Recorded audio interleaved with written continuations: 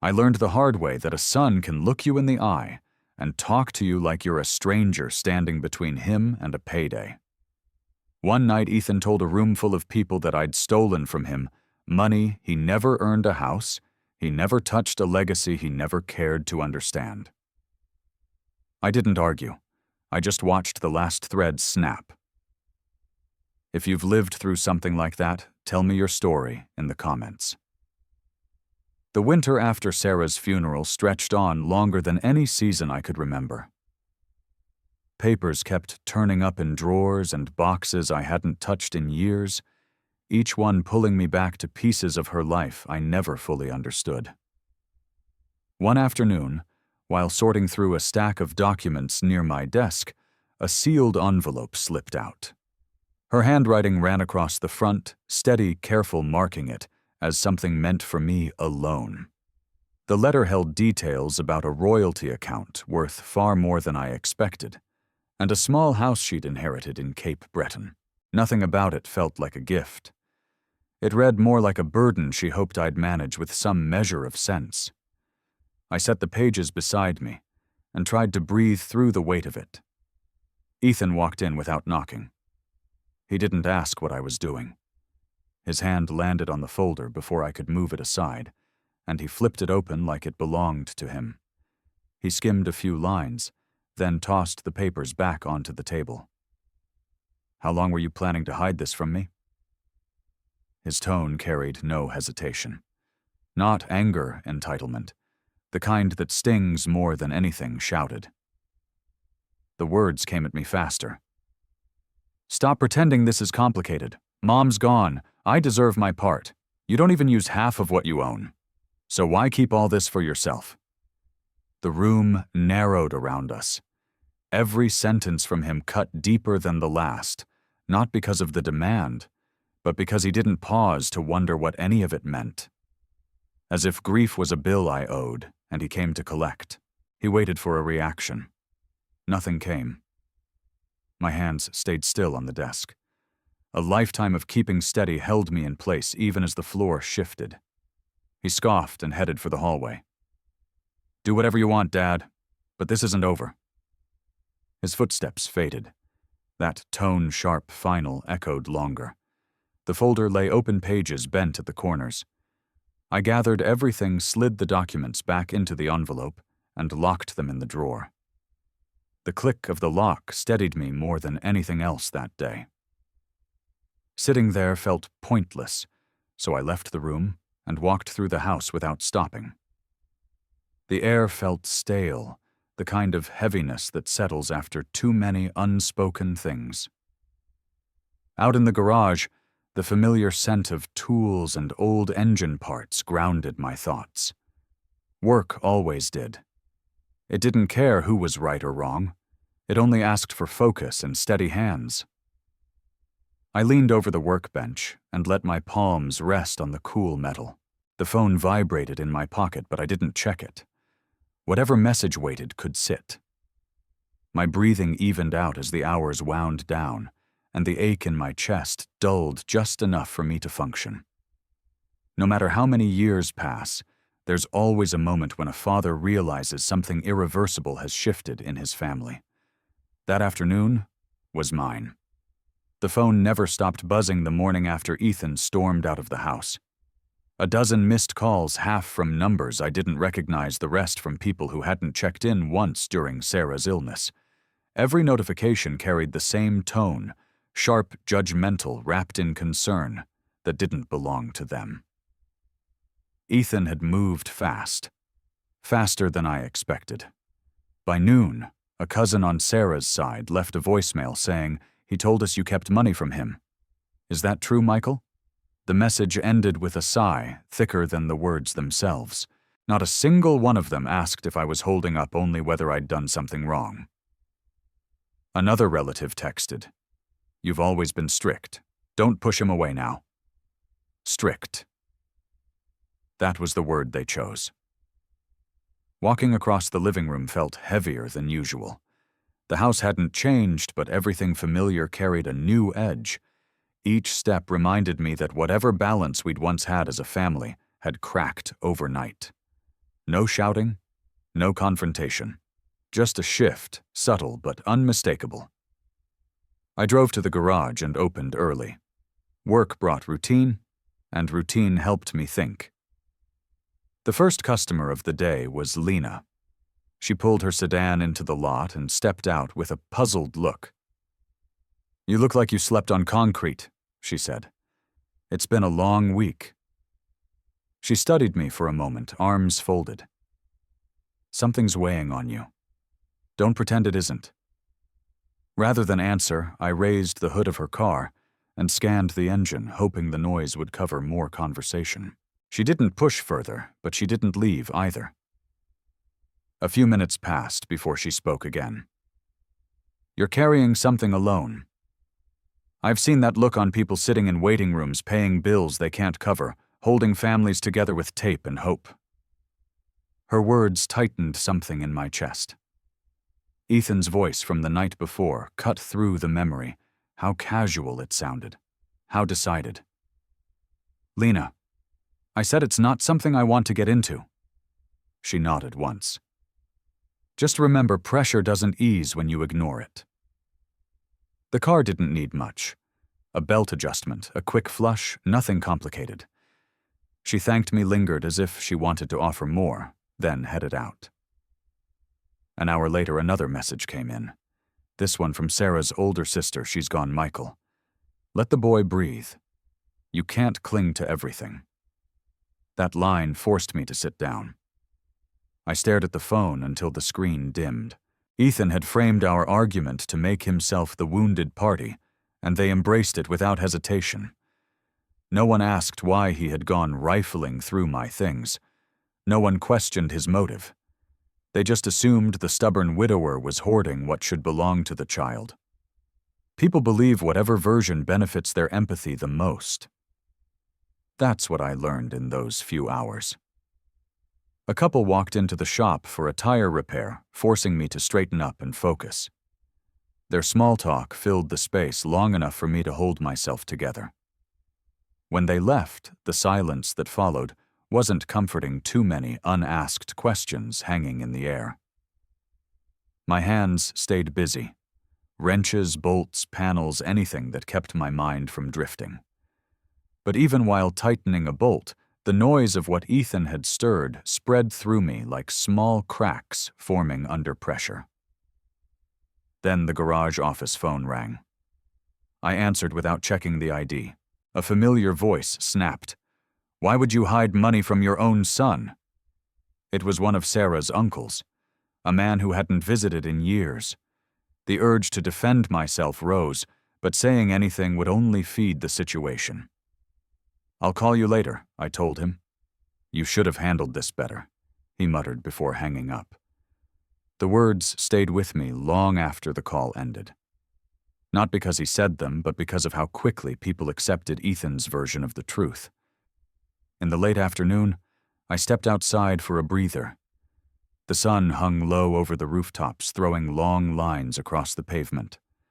My shoulders felt tight, and my jaw hurt from being clenched too long.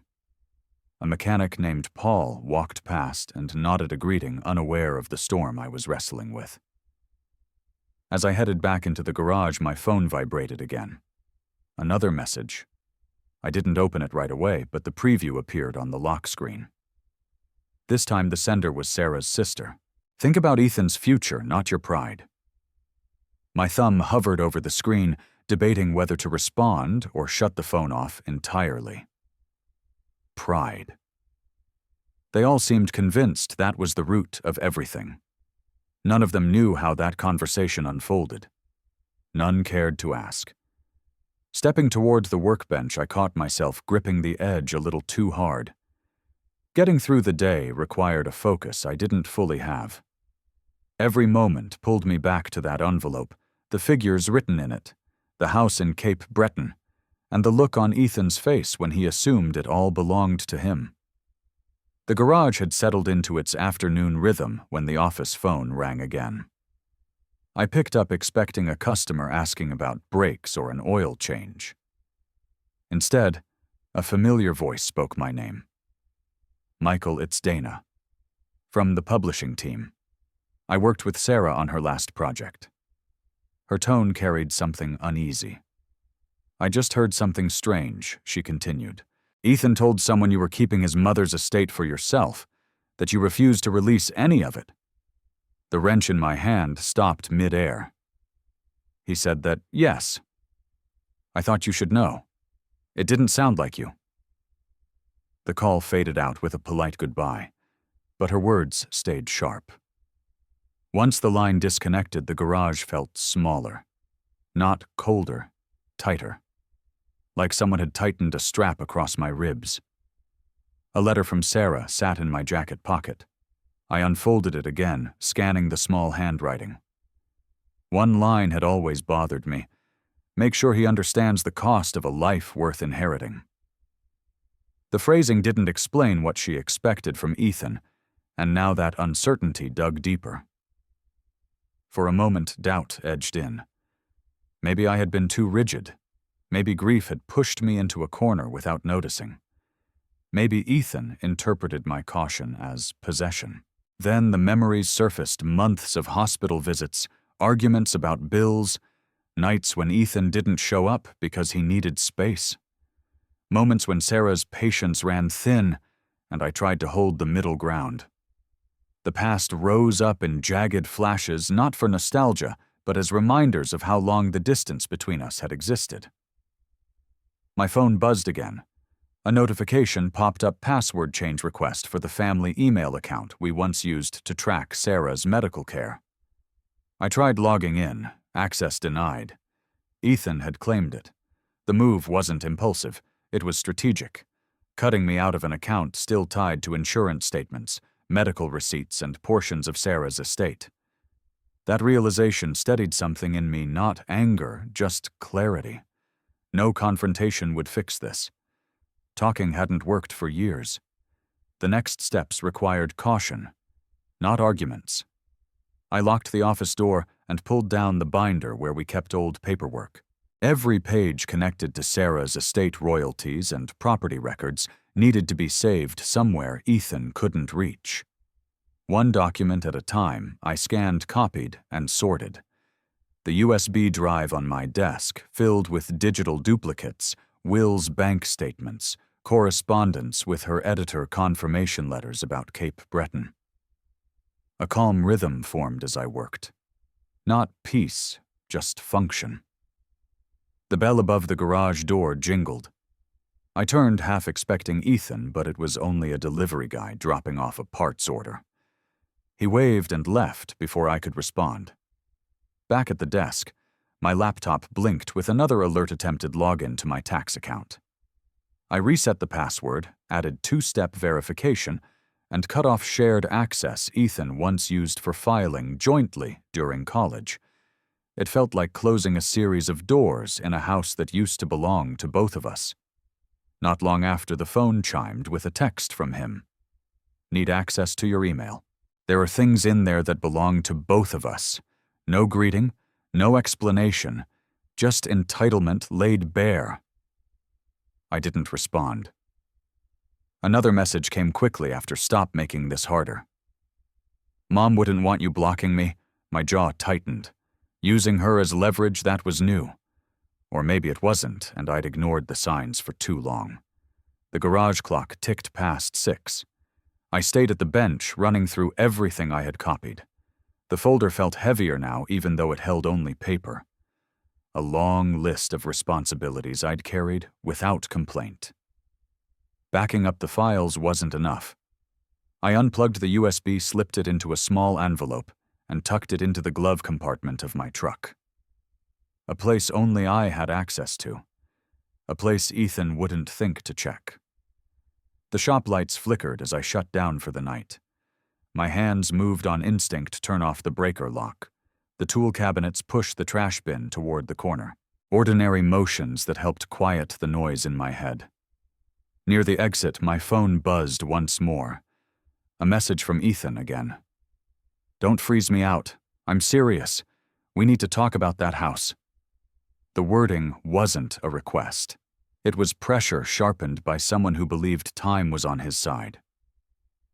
I put the phone face down and reached for the garage keys. The metal felt solid against my palm, something real to hold on to.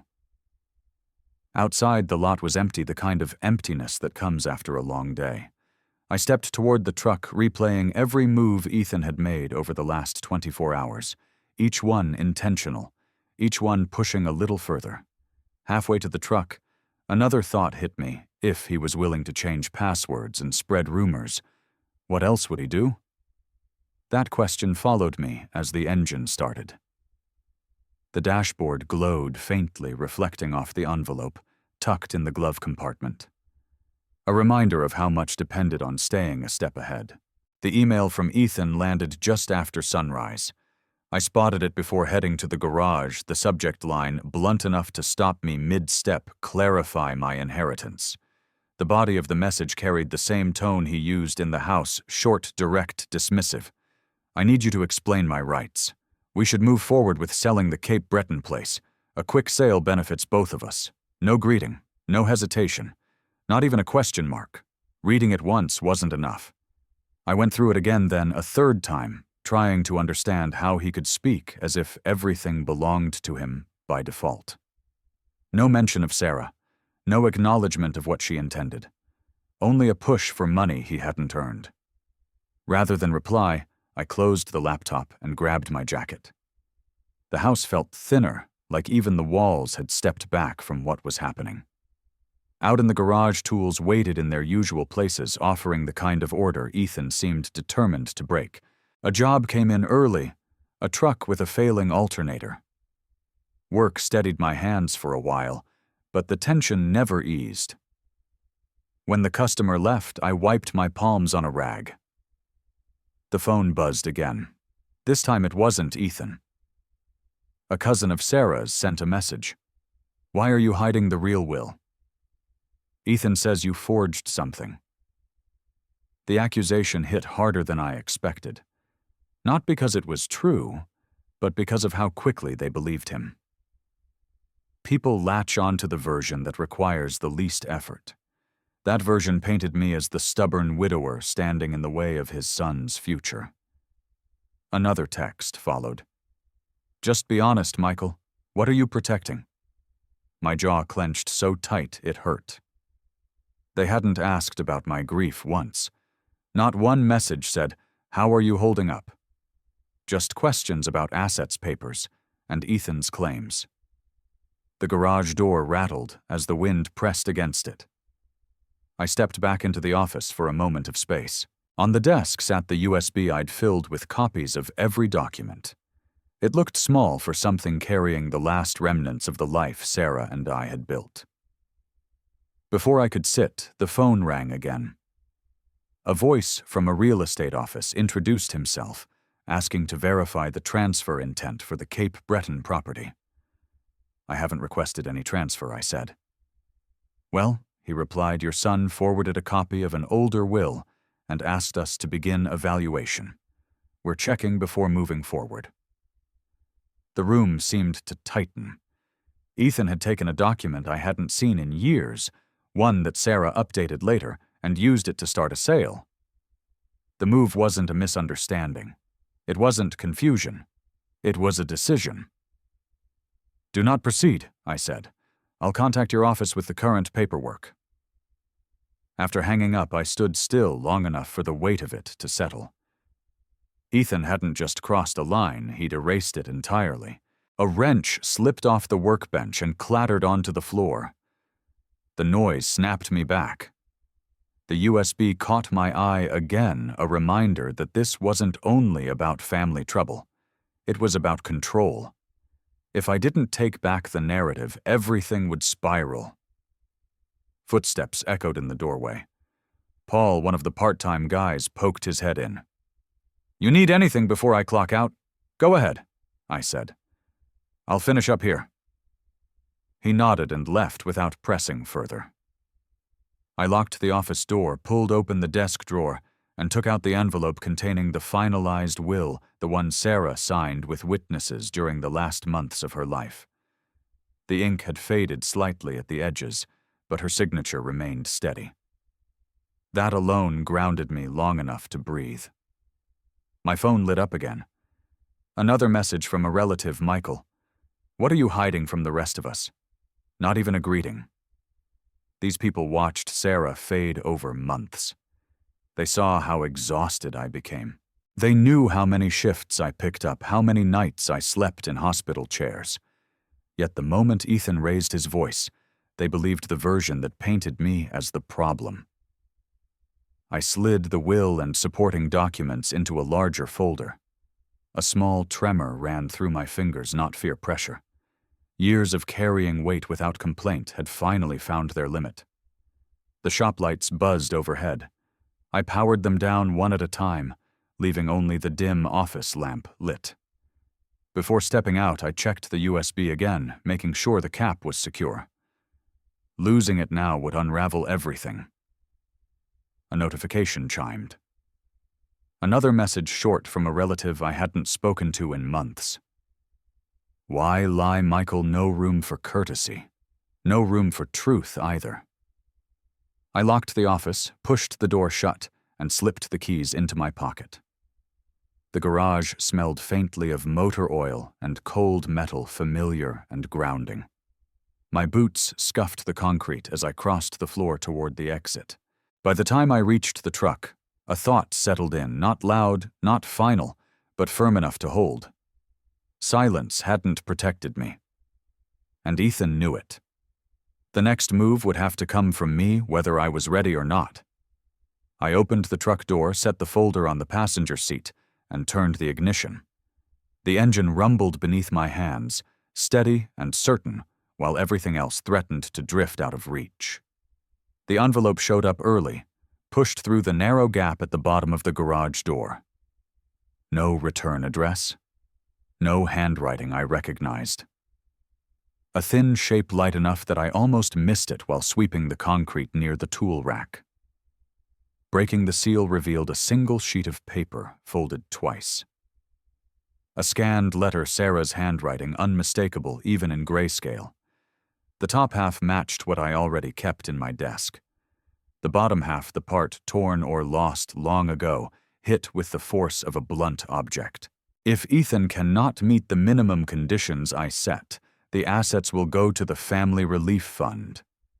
Do not let anyone push you out of the life I wanted for you. The words landed like a hand, gripping my shoulder, steady and firm. Whoever sent the scan didn't sign their name. Only a short line typed at the bottom. Don't let them rewrite what she left behind. I folded the page carefully, slower than necessary, letting the meaning settle. Someone out there knew more than they were saying. More than Ethan, that much was clear. A car horn honked twice outside. Lena pulled in with her silver Subaru, the same one she'd been nursing along for years. She stepped out, waved once, and came toward me. "You free?" she asked. "Yeah," I answered, moving aside to let her through. She studied my face before looking at the letter sitting on the workbench.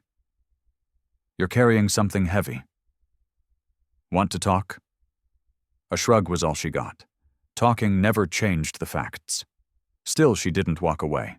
That was one thing about Lena, she didn't push, but she didn't pretend not to notice either. Her gaze drifted to the letter. "Is that hers?" "Part of it." She waited, so I gave her the outline. Not everything, just enough for her to understand that Ethan wasn't slowing down. When I finished, she exhaled. "You're hoping he'll come to his senses. He won't. Kids don't pump the brakes when they think the road belongs to them." The truth of that stung. Not because she meant it harshly, but because she was right. Before I could respond, my phone buzzed. A notification from one of Ethan's accounts, a vague post about family taking what isn't theirs. Comments from his friends followed, each leaning in with sympathy he hadn't earned. He was building a narrative, a public one. Another buzz, a forwarded message from a relative on Sarah's side. Ethan had stopped by their house, told them he felt cut off, claimed I was withholding documents. He'd turned his version into something pitiable, and they'd believed it without a second thought. Lena caught the change in my expression. What now? He's meeting with her cousins, I said, talking in circles. She shook her head slowly. He's not talking. He's campaigning. More alerts, pinged, emails, notifications, names I barely recognized sharing the same sentiment. Poor Ethan. One even wrote, he deserves access to his legacy. His father is being unfair. Legacy. As if Sarah's life was a vault he could unlock with enough noise. Stepping back from the bench, I braced a hand against the shelf. The room didn't spin, but something shifted underfoot, trust maybe. The last bit of it slipping. Lena touched my arm lightly. You need to decide whether you're going to protect what's yours or hope he stops before the damage gets worse. She left after that, taking her keys and giving me space. Her advice lingered long after the sound of her engine faded. Checking my phone again, one message stood out. A name I recognized, Daniel, one of Ethan's closest friends from high school. The text was short. He's talking to me about buying his share. Says you don't really own the place. Is that true? The words punched harder than I expected. Ethan hadn't just been venting. He was negotiating. As if I'd already stepped aside. As if I'd surrendered rights I hadn't even considered giving up. I replied only with, "It isn't true." Daniel's answer came seconds later. Then you need to tell him to stop before the wrong person gets involved. But the wrong person already had. Ethan himself. A cold clarity settled over me, the kind that comes when denial finally drops away. Hoping he'd turn around wasn't strategy. It was a stall. He'd mistaken my restraint for weakness and pushed harder each time I stepped back. I returned to the workbench, unfolded Sarah's letter again, tracing the sentence she'd added. She had seen something in Ethan long before I did. Not malice entitlement. A seed she tried to guide with conditions he'd never cared to understand. Her voice echoed through the written lines, steadier than mine had been for weeks. A thought formed solid enough that I didn't trust it at first. It grew with every detail I reconsidered the emails, the conversations, the lies, spreading through people who once hugged me at holidays. Enough. The envelope from the garage door sat near my tools, empty now but still important. Someone wanted me to wake up, and for the first time since Ethan's outburst, I felt the shift take hold. I gathered the letter, slid it into a plastic sleeve, and tucked it into the drawer where the rest of Sarah's documents waited. Then I locked it with the small brass key I rarely used. Outside, a car passed with a low hum. I listened until the sound faded. The garage cooled as the day stretched on the kind of cold that steadies a person's pulse rather than rattles it. A single decision lingered at the edge of my thoughts, ready to shape whatever came next. Time to gather everything, every record, every signature, every document, and take back what Ethan thought he could rewrite. The garage felt colder than usual as I pulled the USB from the drawer. A small device, barely the size of my thumb, yet heavy with weeks of strain. Papers covered the workbench, diagrams, charts, receipts.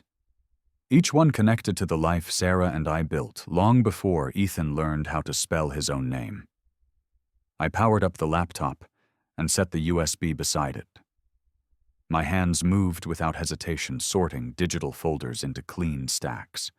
Titles, dates, notarized signatures. Sarah had been meticulous about every detail.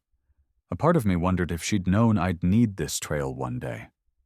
Halfway through scanning an email archive, my phone buzzed. Lena's name flashed across the screen. She didn't waste time once I answered. "Mark says you're dealing with more than gossip now." "He's right. You talked to the lawyer I mentioned." "Not yet." "Well, she said he's expecting you. Don't drag your feet." Her insistence grounded me. I thanked her and returned to the documents. Scrolling through years of correspondence, I found Sarah's last message to our estate attorney, short, formal, and painfully clear about her wishes. Seeing her words again steadied my pulse. Later that afternoon, I drove across town to meet the lawyer. A small office near the waterfront, modest furniture shelves lined with case files. The attorney, a man named Pierce, looked through the documents with steady concentration. "This is the most recent version," he said, tapping the notarized page, "and it overrides all previous drafts. Anyone who tries to challenge this without meeting the conditions here will face a losing battle. So I'm not imagining things." "No," Pierce replied. "Your son is overstepping. You have every right legally and ethically to secure these assets." His certainty removed the last trace of doubt. I signed the necessary forms authorizing him to confirm sole ownership with the local registry. He also filed a temporary freeze on all transfer requests concerning the Cape Breton house, a necessary shield. Driving home, a sense of order returned. Not victory, just stability. Enough to keep moving. When I entered the garage, someone stood waiting. Mark Evans leaned against the hood of my pickup, arms folded. "Thanks for coming," I said.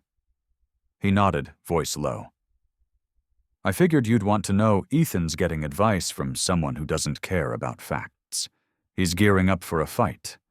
What kind of advice? The kind that leads people into courtrooms they don't belong in." A faint bitterness crossed his face. Mark had been burned by family litigation before. The scars showed. He stepped closer. "Listen, Mike, if you want peace, you need preparation. Whether you like it or not, he's treating this like a strategy game. Then I'll respond accordingly. That's the right mindset." After he left, I returned to the laptop. The cursor blinked on a document that detailed Sarah's conditions for inheritance. Ethan had always ignored those boundaries. Now he wanted to erase them. A notification appeared and attempted login into my tax account. Another alert followed, a password reset request for my Apple ID. Someone was fishing around. Not skilled enough to hide it, but bold enough to try. My phone rang next, a number I didn't recognize. "Hello," a man's voice low and forced. "Split it with your son. That's all you need to do." The call ended before I could speak. I stared at the phone. The line wasn't a threat, not exactly. More like someone making sure I felt watched. Papers shuffled as I gathered everything into a waterproof portfolio, the kind used by contractors. It clicked shut with a heavy snap. I slipped it into the trunk of my car and locked the vehicle. Before shutting down the garage lights, I checked the shelves again, confirming the remaining originals were secured. Trust had become a luxury I couldn't afford. Back in the house, I reviewed Pierce's emails. Each attachment reinforced the same reality. Sarah had made her choices deliberately, and Ethan had no legal ground to demand anything yet. Still, Ethan believed the world owed him comfort. He believed I owed him obedience. A message from him appeared on my phone around 9. No greeting, no explanation. Just a screenshot of the Cape Breton listing from a real estate site. "We could get a good price. Stop delaying." My fingers hovered over the keyboard. Any response would feed his fire. I deleted the draft and set the phone aside. Stepping back into the garage offered a strange calm. The air felt sharper, more defined. The rows of tools, neatly arranged by size and purpose, reminded me of what control looked like: measured steps, deliberate actions, no wasted motion. This wasn't about winning a battle. It wasn't about pride either. It was about preserving the truth. Sarah trusted me with the life she wove piece by piece. I rolled up my sleeves, returned to the workbench, and laid out the next stack of documents for scanning. The rhythm of preparation settled into me like muscle memory. Every page sorted brought the path ahead into better focus. No more uncertainty. No more hoping Ethan would reverse course. The line had been drawn. Now all that remained was making sure he couldn't cross it again. The message from the agency landed in my inbox a little before noon. One glance at the subject line, "Request for Ownership Verification Cape Breton Property," told me something had shifted. A call came seconds later. The woman on the line spoke with a polite strain, the kind used when dealing with a problem no one wants to inherit. "Mr. Hartman, we received a submission from your son containing an older will. He's asking us to confirm whether he can begin preliminary discussions about selling the property." Her voice kept moving, but the meaning stayed stubbornly still. Ethan had crossed from pressure into action. "I never authorized that," I said. "Which is why we're calling you directly. We've locked the file until the matter is clarified." Locked. Frozen. The words scraped along every part of my day. That property carried taxes, fees, insurance, none of which would move until someone untangled this knot. And that someone naturally was me. After the call ended, I stepped into the garage. Tools lined the walls, and the familiar workbench offered a sense of order I couldn't find anywhere else. The hum of a passing truck vibrated through the floor, routine sounds steady and indifferent. Mark phoned not long after. "Did you hear?" he asked. "The family had a meeting last night. Your name was dragged through it." "Not surprising. He told them you're withholding assets illegally. They ate it up." A long breath escaped before I answered. "He's gone further than I expected." "You're outnumbered over there," he said. "Don't expect anyone to defend you." I thanked him for letting me know, then returned to the bench. A socket wrench rolled slightly when I leaned forward. Small movement, but enough to remind me that nothing stays still forever, not even the things you anchor yourself to. Evening crept in, and I brewed a cup of coffee I barely touched. Somewhere between checking the locks and sorting mail, my laptop chimed again. Another email, this time from Ethan. Long paragraphs filled the screen, lines that swung between accusation and demand. "Bakong kon quien quet jin mot min, konselam jen noi jen chon." He never used that tone with me when he was young.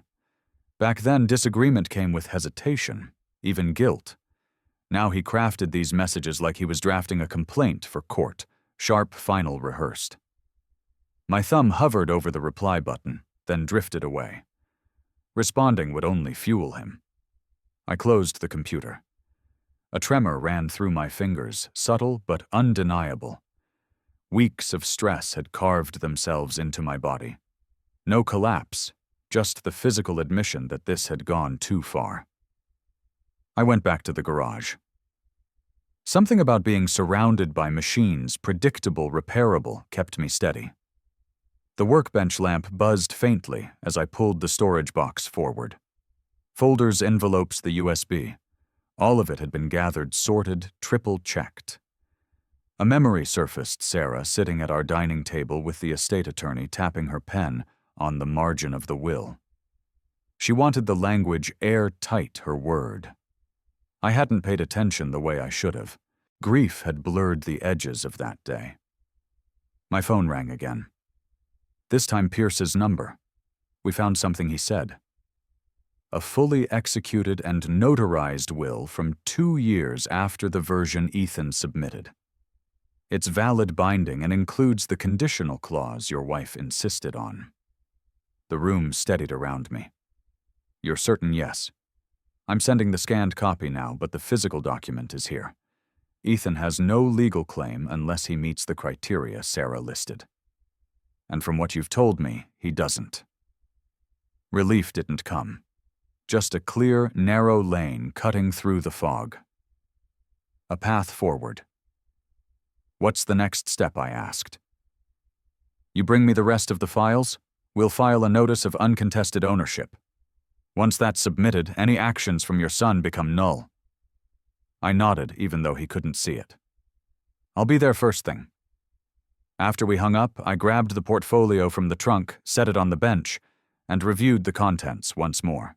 Every signature matched, every date aligned, every condition Sarah left was still intact. A knock startled me. Loud, impatient, the kind meant to announce trouble. The garage door rattled when Ethan tried the handle. His voice barreled through the wood. "Open the door. We need to talk." There was nothing uncertain or emotional in the way he shouted. Just entitlement stretched thin. "I'm not opening it," I said loud enough for him to hear. "You're making this worse. I'm giving you a chance to fix it before I do something permanent. You've already done enough. I'm not the enemy here. You're acting like I'm trying to steal something from you." "You are," I answered. A long pause hit the air. "Then I'm your son. This shouldn't be a fight. You made it one." He cursed under his breath. The sound of his shoes scraping against the pavement followed a restless back and forth in front of the door. Last time he said, "Are you opening this or not?" No. Silence stretched for several seconds before he finally snapped. "Fine. We'll handle it another way." His footsteps retreated. A car door slammed. Engine roared. Tires screeched as he pulled out of the driveway. I turned the deadbolt on the garage door, not because he could force his way in, but because the act settled something internal. A line drawn. A boundary finally enforced. Then I lifted the portfolio again, checked the documents one last time, and set it near the passenger seat of my car, ready for the morning. No final thoughts, no declarations, just preparation for whatever came next. The morning moved slower than usual, as if the day itself was deciding whether to cooperate. I reached Pierce's office right when they unlocked the door. No ceremony, no small talk. He handed over the final stack of documents with a firm gesture that told me everything was ready. "Sign here, here, and here," he said. The pen felt heavier than expected. Each signature carried a consequence I'd tried to avoid for months. Still, the lines filled one after another. Ownership confirmed. Conditional clause activated. Ethan's name removed. Sarah's wishes protected. "That completes the filing," Pierce added. "Once the registry updates, no one can challenge it?" A simple enough statement, yet it shifted the ground beneath my feet. I tucked the documents into my folder and stepped out before he could offer condolences or congratulations. Neither felt appropriate. The phone vibrated the second I reached the truck. First a voicemail, then 3 messages, then another call from an unknown number that I didn't need to check to identify. Ethan had received the notice. The screen lit again. A text from him. "Bajung lam vai. Kon kan noi chuyen." Another followed. "You can't cut me out like I don't exist." And then a voicemail came through, long, uneven breaths at the start, followed by his words tumbling over each other. "Why would you do this? Why go behind my back? All I asked for was fairness." A pause. Then anger edged in. "If this is your final decision, just know you pushed me to it." Nothing in his tone surprised me. Nothing hurt either, not in the way it once did. I slid the phone back into my pocket without responding. Let the messages stack. Let them spill. I had nothing left to give to that cycle. On the drive home, the weight of what I'd done didn't feel triumphant. It felt necessary, an act carried out because avoidance had become impossible. Responsibility had shifted back to me not as a shield for Ethan, but as a keeper of what Sarah entrusted. By the time I pulled into the driveway, more messages dotted the phone screen. A few from extended family trickled in too, this time not accusatory. One simply said, "We didn't know the full story." Another, "Hope you're holding up."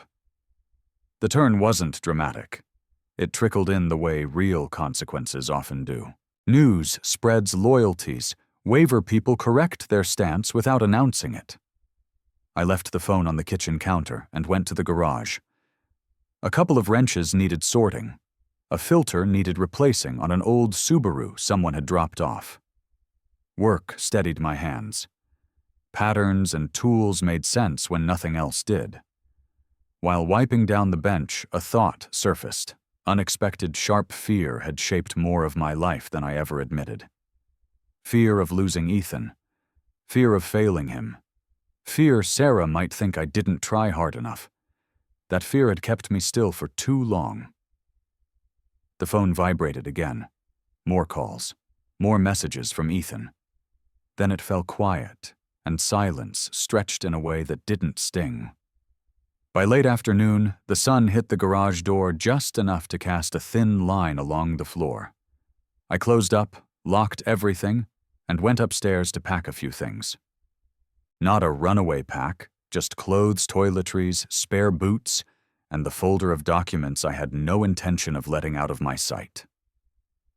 The cabin rental confirmation sat in my email, a simple place near Route 1, close enough to the water, but not too close to anything else. A month-to-month arrangement, no commitments, just space.